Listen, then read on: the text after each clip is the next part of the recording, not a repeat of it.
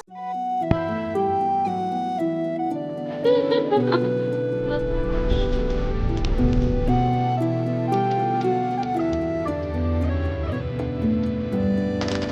বাড়ি যাওয়ার পর এটা আমার প্রথম ব্লগ। এই একটা ব্লগই তোমাদের সাথে শেয়ার করছি, তারপরে কোনো ব্লগই করতে পারিনি। আমার মা যেহেতু অসুস্থ, তারপরে আমরা যাওয়ার দুদিন পর থেকে আবারও আমার মা অসুস্থ হয়ে যায়। তার জন্য একটুকু মন মেজাজ একটু ভালো ছিল না যে ব্লগ করব। তো যাই হোক, যাওয়ার দুদিন পর মানে একদিন পর এই ব্লগটা করেছিলাম, তাই তোমাদের সাথে শেয়ার করছি এখন। তাতান, তুমি কি করো? কোথায় আরেকটা গাড়ি আসবে এদিক দিয়ে? তুমি দাদা ভাইয়ের কুলে উঠছো? হ্যাঁ, ও দাদান, দাদা ভাইয়ের কুলে উঠছো?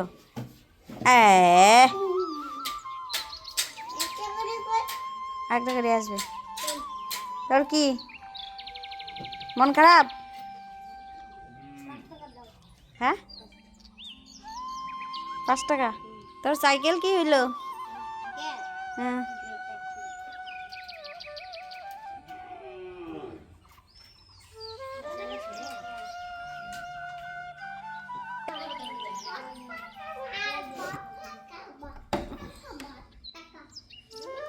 আমার ক্যামেরাটা ধর।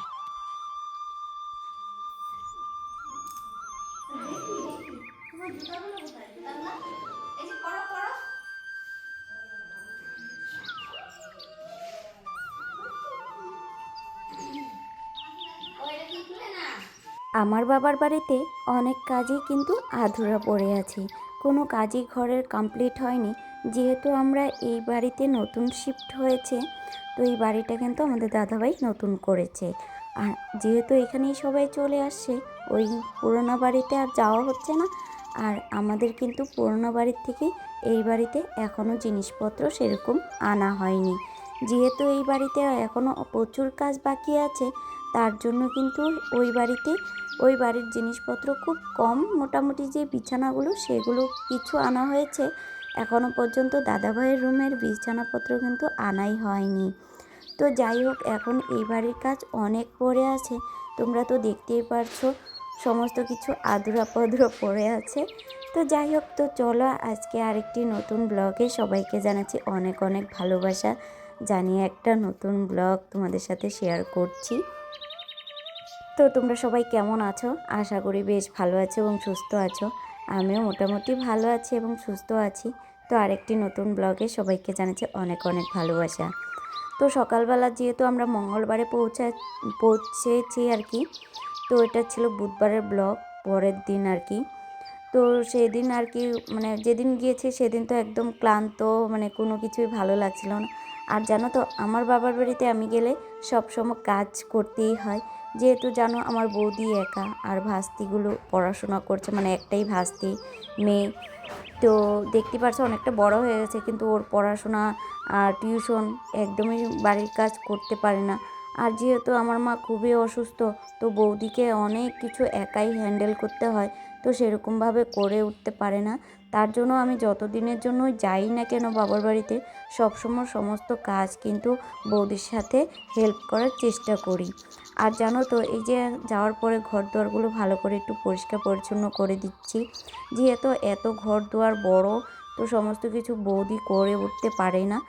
আর ওই দিকের হলুদ রঙের তোমরা ঘরটা দেখতে পাচ্ছ, ওইটা কিন্তু আমাদের ঠাকুর ঘর, অনেকটাই বড় করে করেছে ঠাকুরঘরটা। তো আর সেদিন এতটাই ভুলে গেছি যে তোমাদের সাথে যদি ঠাকুরঘরটা শেয়ার করতাম, তাহলে কিন্তু আজকের ব্লগে তোমাদের সাথে শেয়ার করতাম পারতাম। কিন্তু কি বলো তো, আমি কি আর জানতাম যে আমার মার শরীর খারাপ হয়ে যাবে, তো মাকে নিয়েই ব্যস্ত থাকবো। তো এর জন্য আর কোনোভাবেই আর কি সেরকমভাবে ভিডিও করিনি। ভাবছি তো প্রতিদিন থাকবো, সমস্ত কিছু তোমাদের সাথে শেয়ার করব। আর কোথাও যাব, অনেক জায়গায় ঘুরতে যাব, সেই সব কিন্তু সবই জলে চলে গেল। মানে আমি বাড়িতে গিয়েছি, কিন্তু কোনো জায়গায় ঘুরতে যেতে পারিনি। একদম মানে কি বলবো, বাড়ি থেকে বের হতে পারিনি, মা অসুস্থ হয়ে গিয়েছিলো। তার জন্য কোনো জায়গায় আমার যাওয়া হয়নি, বাপের বাড়ি গিয়েও কোথাও যাইনি, সারাদিন বাড়িতেই পড়েছিলাম। তো যাই হোক, আজ এই রুমটায় আমরা ছিলাম, তো এই বিছানাটা নিয়ে আসছিলো সেদিনই। তো এই রুমটাতে ভাস্তিগুলো পড়াশোনা করে, 3 জনকে 3 জায়গায় পড়াশোনার জায়গা করে দিয়েছে। না হলে সব মানে একজনের সাথে একজন ঝগড়া করে বলে 3 জনকে 3 জায়গায় জায়গা করে দিয়েছে। তো ওই রুমটা আমরা ছিলাম, থেকেছি, তার জন্য ওই রুমটা বিছানাটা একটু ঠিকঠাক করে নিলাম। আর এদিকে দেখো এখন মায়ের বিছানাটাতে চলে আসলাম। যেহেতু আমার মা খুব অসুস্থ থাকে, তার জন্য মার বিছানাতে একটু কার্পেট পেতে দেওয়া হয়েছে। কখন কি হয় সেটা বলা মুশকিল, তার জন্য কার্পেটটা পেতে দিলে অনেক কিছুই আর কি সুবিধা হয়ে যায় ধোয়া মানে পরিষ্কার করতে।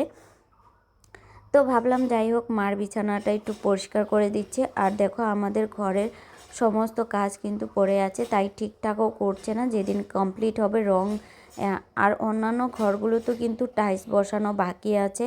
এই 2টো রুম করেছে প্লাস আর রান্নাঘরটা আর মানে বাথরুমের জায়গাটা করেছে।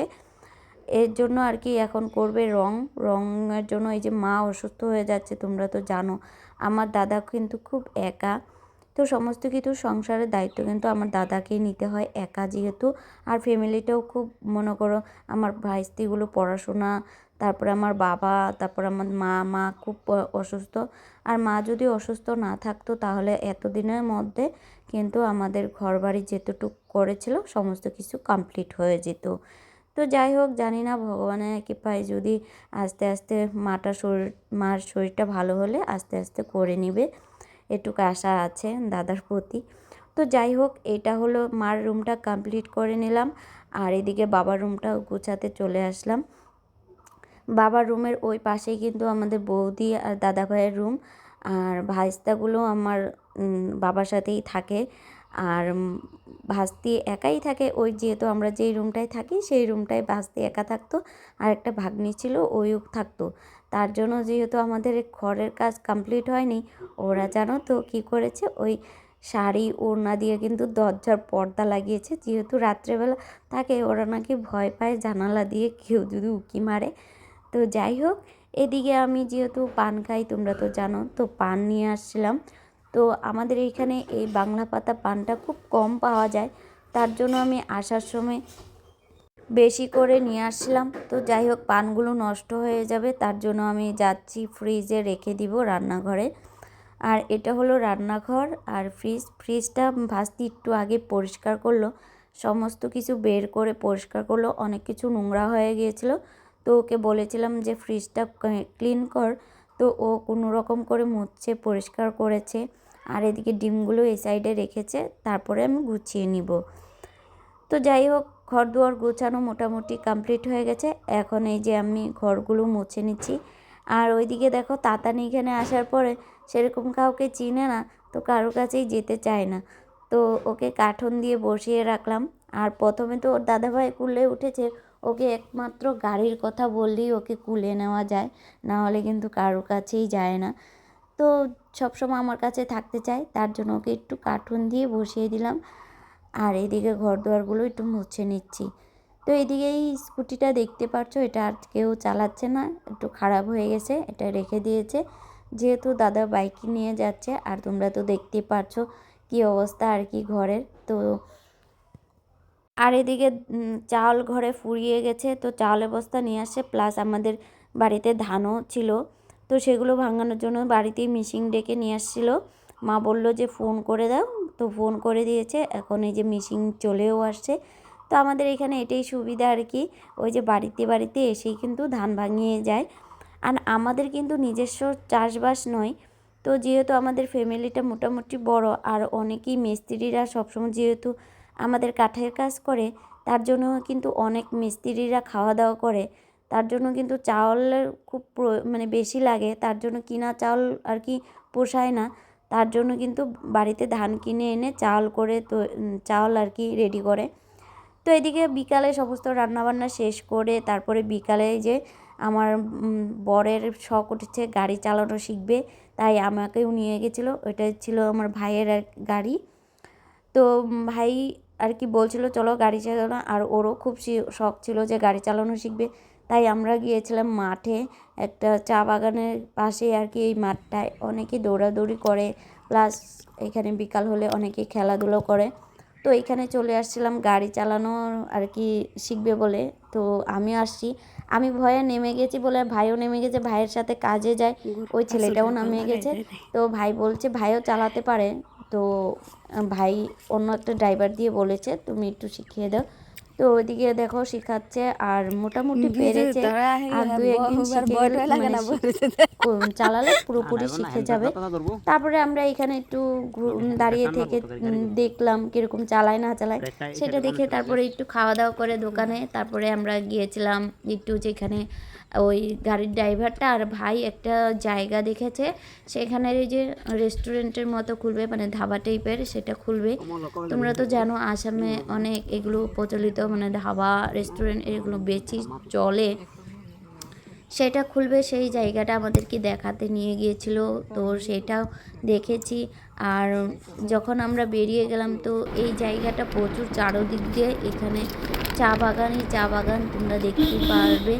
আর এটা কিন্তু খুব কাছে, পাহাড় একদম কাছে।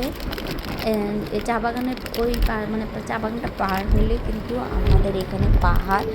তো এইখানে ভাই বসেছে, ভাইয়ের সাথে একটা ফ্রেন্ড বসেছে, আর এদিকে ড্রাইভার, এদিকে তোমাদের দাদাভাই বসেছে সামনে, আর তাতান আমি এই পাশে, মানে আমি ভিডিও করছি। আর এইখানটাতে পুরো আর কি দুই পাশে কিন্তু চা বাগান তোমরা দেখতেই পাচ্ছ, দুই পাশে কিন্তু চা বাগান। আর এখন অনেক গাছে কিন্তু পাতা অনেক ঝরে গিয়েছে, মানে কেটে দিয়েছে। কিছু জায়গায় কিন্তু প্রচুর পাতা রয়েছে, যেখানে প্রচুর পাতা রয়েছে সেই জায়গাটা তোমরা দেখতে পাচ্ছ কতটা সুন্দর লাগছে, অপূর্ব সুন্দর। তার পাশে দেখো পাহাড়টা, আর আমাদের এখানে একদম কাছে, খুব কাছেই পাহাড়, হেঁটেই চলে যাওয়া যায় পাহাড়ে। তো এটা ছিল আসামের ব্লগ, মানে মোটামুটি তোমাদের সাথে শেয়ার করেছি। তারপরে আর কোনো ব্লগ, প্রায় অনেক দিন ধরে আমার ব্লগ তোমরা দেখতেই পারছো আপলোড হচ্ছে না। তারপরে আমরা বেশ 10 দিন না 13 দিনের মাথায় আমরা চলে আসছি বাড়িতে। তোমাদেরকে সেরকম জানানো হয়নি, মন মেজাজ ভালো ছিল না। তারপরে কয়েকদিন থেকে চলে আসছি, মা একটু শরীরটা ভালো হয়েছে, প্লাস আমার বড় ছেলের পরীক্ষা শুরু হয়ে গেছে, রুটিন দিয়ে দিয়েছিল 7 তারিখের থেকে পরীক্ষা বলে, তাই আমরা ওই 2 তারিখে রিটার্ন হয়েছি। তো 2 তারিখের রাত্রে আমরা আসাম থেকে বেঙ্গলে চলে আসি। আর এই জায়গাটা দেখতে পাচ্ছ, ওই পাশেই আর কি রেস্টুরেন্ট খুলবে, মানে ধাবা খুলবে, সেটাই আর কি এখানে দেখানো হলো। তো দেখে থেকে এখান থেকে আমরা ব্যাক করব, বাড়ি যাব।